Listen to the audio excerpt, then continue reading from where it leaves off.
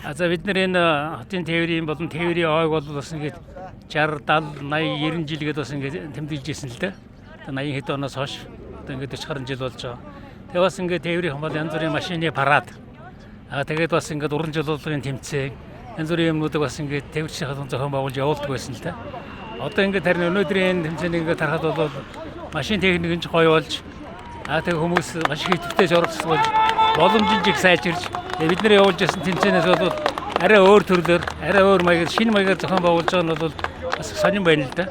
Бидний тэр үед хийжсэн юмнаас өөрөөр хэлбэл улам хөгжил байгаа юм байна. Сайхан санагдаж байна. За ер нь аливаа ингээд мэрэгжлийн ажил бол үнэхээр чухал л да.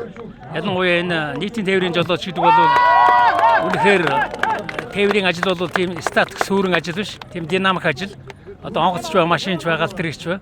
Тийм учраас энэ ажил дээр ингэж ажиллаж байгаа хүмүүс бол маш их анхаарал болгоомжтой, маш сахилга сайтай юм байх учраас энэ хүмүүсийн цайлан хангамж одоо энэ бол сайн байх хэрэгтэй. Энэ хүмүүсээ сайн шалгаруулдаг, шилдэг хүмүүсийг авч ажилуулдаг шүү дээ. Энэ тээвэр чинь. Яг бол бид нэр хуучин байхад одоо 3 дугаар зэргийн жолооч бол автобус жолоодох хэрэггүй л шүү дээ. 3 дугаар зэргийн жолооч болчиход 5 жил машин барьчаад тэгээд дараа нь 1 2 дугаар зэрэгт шилжиж чад тэгээд дараа нь автобусанд орчихсон ийм хэрэгтэй байсан. 90 дугаар явцын дунд бол автобусны жолоочийг тусгай бэлдэгч болсон л да.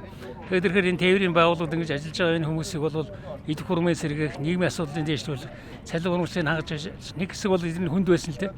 Хүмүүс зах зээлгээд явуулсан.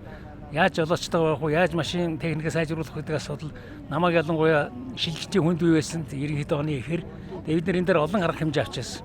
Тэгээд 90 зүгээр ингээд бас бодлохороо зөв арга хэмжээ аваад бол нийтийн тээврийнхаа үйлчлэгийг тасалдуулахгүй ингээд авч явж зах зээлүүд гарч лээсэн удирдлагууд хамт олон байгаа юм л да нийтийн тээвэр. Ер нь одоо хуучин энэ автобусны жолооч нар бас ингээд хагас сэргийн зохион байгуулалтаар бол гэж бид нэр ярьж ирсэн шүү дээ. Форм хүртэл бэлдэж ирсэн. Тэгээ зах зээл болоод орчихсон.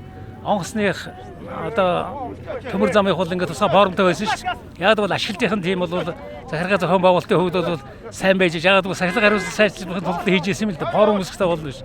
Тэгээ тийм арга хэмжээ зохион байгуулсан батал энэ уралдаан тэмцээнийг зохион байгуулад ингэж байгаа нь бол нийлээжийн тээвэрт нийтийн тээврийн хариуцлагатай ажиллах хүмүүсийн идэх хурмыг сэргээхэд бас их чухал ажил болно шүү дээ. Тийм учраас ийм ажил хийж байгаа дэмжиж байна, баярлж байна. Сайхан өдөр байна. Тэмцээн үзээд манай энэ ахмадууд өнөөдөр ирсэн. Одоо ингэж баличтай сэтгэл өндөр байна шүү дээ.